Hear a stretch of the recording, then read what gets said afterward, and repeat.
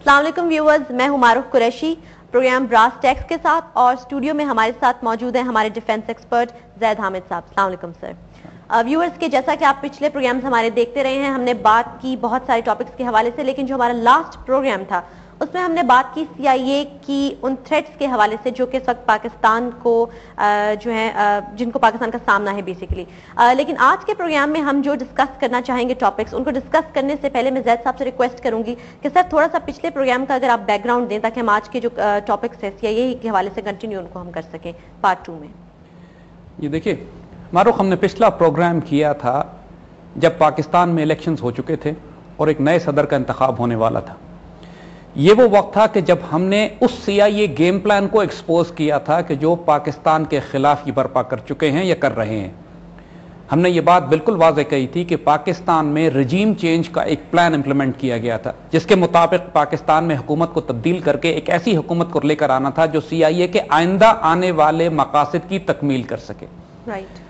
CIA सिर्फ एक instrument है, ये बेसिकली ऑब्जेक्टिव्स हैं न्यूकॉन ज़ायनिस्ट्स के, उस हुकूमत के कि जिस पर जॉर्ज बुश ने 8 साल हुकूमत की है। अब वो तब्दील हो गया है और आने वाली हुकूमत के जिम्मे वो कुछ काम लगा कर गया था कि जिन कामों को आगे इन्होंने इंप्लीमेंट करना है। इस बात से कतन कोई फर्क नहीं पड़ता है कि इन इलेक्शंस का रिजल्ट क्या रहा है। अमेरिकन फॉरेन पॉलिसी जो 21वीं सदी के लिए इन्होंने डिजाइन की है, वो प्रेसिडेंशियल इलेक्शन के रिजल्ट से तब्दील नहीं होगी।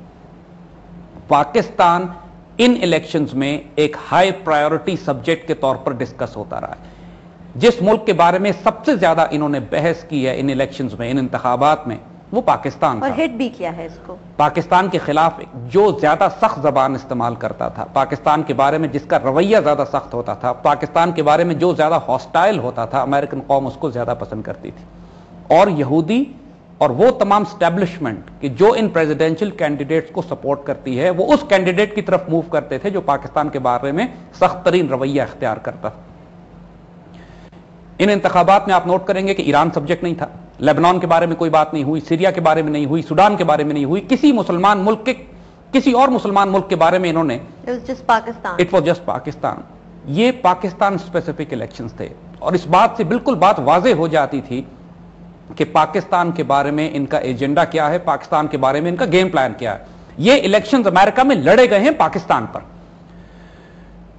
CIA को ये पहले ही टास्किंग कर चुके थे कि जो नया प्रेसिडेंट आएगा उसको भी पाकिस्तान में एक नई हुकूमत मिलनी चाहिए डील करने के लिए, क्योंकि पिछली हुकूमत बहुत अरसे से पाकिस्तान में रहकर एक स्टेबल भी हो गई थी और पाकिस्तानियों को इनके बहुत सारे खेल का अंदाजा भी होना शुरू हो गया था कि जो CIA पाकिस्तान के खिलाफ कर रही थी, जो दहशतगर्दी की कैंपेन हमारे मुल्क में हो रही थी, उनको पाकिस्तान में एक नई हुकूमत चाहिए थी, एक सिविलियन हुकूमत चाहिए थी, एक कंफ्यूज और करप्ट हुकूमत चाहिए थी, एक ऐसी हुकूमत चाहिए थी कि जो CIA स्पॉन्सर्ड डेमोक्रेसी के जरिए पाकिस्तान में एक सॉफ्ट रेवोल्यूशन के जरिए एक ऐसी हुकूमत बर्पा कर दी जाए कि जो आने वाले अमेरिकन प्रेसिडेंट के उन तमाम एजेंडे पर अमल करे कि जो ये अब करना चाहते हैं। हमने इस पूरी डिटेल को डिस्कस किया था। आज हम जो प्रोग्राम करेंगे वो यही है कि CIA threat to Pakistan part 2 कि वो तमाम ऑब्जेक्टिव, क्योंकि अब अमेरिका में भी इंतखाबात हो चुके हैं, पाकिस्तान में भी नए सदर का इंतखाब हो चुका है और उसके बाद हुकूमत को भी बने चंद माह हो चुके हैं, जिनकी परफॉर्मेंस बिल्कुल सबके सामने आ चुकी है। अब ये वक्त है कि हम इनके इस पूरे खेल को वैल्यूएट करें। एग्जैक्टली सर, व्यूअर्स भी यही जानना चाहते हैं कि रिजीम चेंज के बाद अब इनके फ्यूचर प्लान्स जो हैं वो क्या हैं। देखिए, एक बात जहन में रखिएगा, अमेरिकन के 8 बड़े स्ट्रेटेजिक ऑब्जेक्टिव हैं पाकिस्तान के बारे में जो ये इंप्लीमेंट करना चाहते हैं। बड़े बड़े ऑब्जेक्टिव, बड़े बड़े लैंडमार्क्स जो ये अचीव करना चाहते हैं, उसमें सबसे पहला था रजीम चेंज, हुकूमत को तब्दील करना। ये फर्स्ट था, एक ऐसी हुकूमत आ जाए जो इनके तमाम मामलात को इंप्लीमेंट करे, इनके खिलाफ मजाहमत ना कर सके, रेजिस्ट ना करे, करप्ट हो, इनकॉम्पिटेंट हो, बैड गवर्नेंस हो उसके अंदर।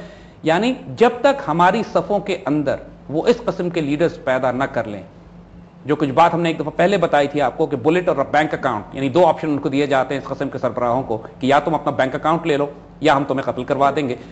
ये एग्जैक्टली वही सिनारियो है कि जो एक बुलेट इकोनॉमिक हिटमैन में जॉन पर्किंस की ने जो अपनी confessions of an economic hitman में जो हमने इकोनॉमिक टेररिज्म की पूरी सीरीज में वो तरीक़ेकार डिस्कस किया था कि किस तरह ये हुकूमतों को खरीदते, बेचते, ब्लैकमेल करते हैं, डराते हैं या अपनी जेब में डालते हैं और उसके जरिए उस पूरे मुल्क को हड़प करते हैं। एग्जैक्टली वही प्रोसीजर पाकिस्तान में सिलेक्शन के जरिए इन्होंने इंप्लीमेंट किया।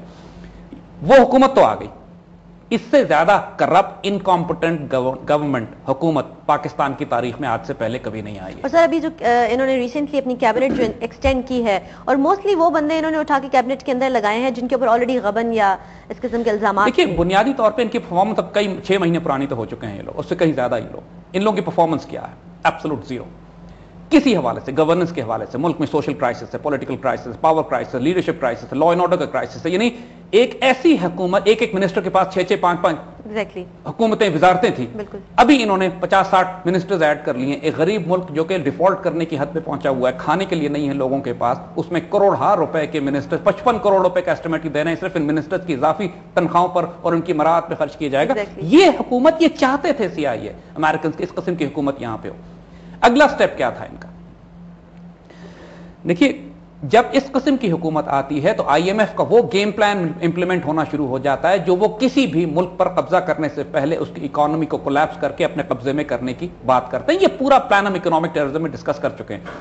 पाकिस्तान में बहुत हाई स्पीड इंप्लीमेंटेशन हो रही है IMF के उस गेम प्लान की, कि जिसमें सब वही बात जो हमने कही कि पहले वो IMF आके आपको कहता है कि चूंकि आप डिफॉल्ट करने वाले हैं, पैसे आपके पास है नहीं, आप तबाह बर्बाद हो जाएंगे, लिहाजा कर्जा हमसे लीजिए।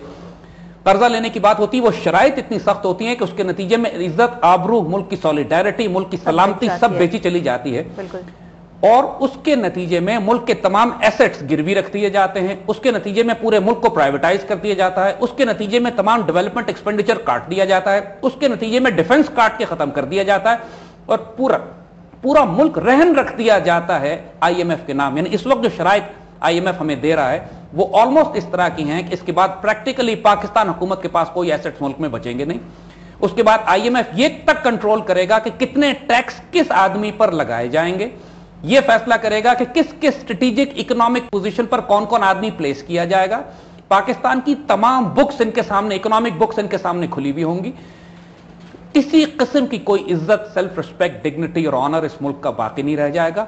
इतने भारी सूद पर कर्जा लिया जाएगा कि जिसकी, और वो जो कर्ज लिया जा रहा है IMF से, वो सारा भी सूद की अदायगी में वापस किया जाएगा, यानी सिर्फ सूद की अदायगी के लिए। और हाल ये है कि हुकूमत के अपने सरबराह वक्त से लेकर, बादशाह सलामत से लेकर उनके तमाम वुज़रा और आसपास के लोगों के कम से कम 30-40 अरब डॉलर मुल्क से बाहर रखे हुए हैं, और ये अपने पैसे मुल्क में नहीं लाना चाहते हैं। इनके बच्चे भी मुल्क से बाहर पढ़ते हैं, इनकी दौलत भी मुल्क से बाहर है, और मुल्क में सिर्फ ये लूटने के लिए आते हैं। all safe and sound already in यहाँ पर। और इस किस्म के हुक्मरानों को IMF मुसल्लत करती है, इनके जरिए उस डॉटेड लाइन पे ये साइन करवाएंगे जो शराइत हैं। ये एक बहुत बड़ा ऑब्जेक्टिव था IMF का और CIA का, इस पूरे गेम प्लान को हुकूमत को तब्दील करके इस गेम प्लान को हाई स्पीड इंप्लीमेंट करने का। तीसरा जो इनका बहुत बड़ा ऑब्जेक्टिव था कि पाकिस्तान के अंदर जो एक गुस्सा इंडिया के खिलाफ था उसको सॉफन अप करके इंडिया से ताल्लुकात ठीक किए जाए, कश्मीर के मसले को रिजॉल्व किया जाए, सो कॉल्ड रिजॉल्व किया जाए। और इस बात के बावजूद कि इंडिया हमारा पानी भी बंद कर रहा है, हमारी खुराक भी तबाह बर्बाद कर रहा है, पूरे ट्राइबल एरियाज में बगावतें भी बर्पा करवा रहा है, पूरे मुल्क में दहशतगर्दी भी है, कश्मीर में एक आग लगी हुई है, उसके बावजूद हमारे हुक्मरान ये कहते हैं कि इंडिया से हमें कोई खतरा नहीं है और हमारा असल खतरा हमको मौलवियों से है या मिलिटेंट्स के साथ है। तीसरा ये बहुत बड़ा एलिमेंट था इनका कि ऑब्जेक्टिव जो मर्ज कर रहे हैं, एक एक करके पहले हम ऑब्जेक्टिव डिफाइन कर लें कि जो इस हुकूमत से करवाने हैं इन्होंने। India was one.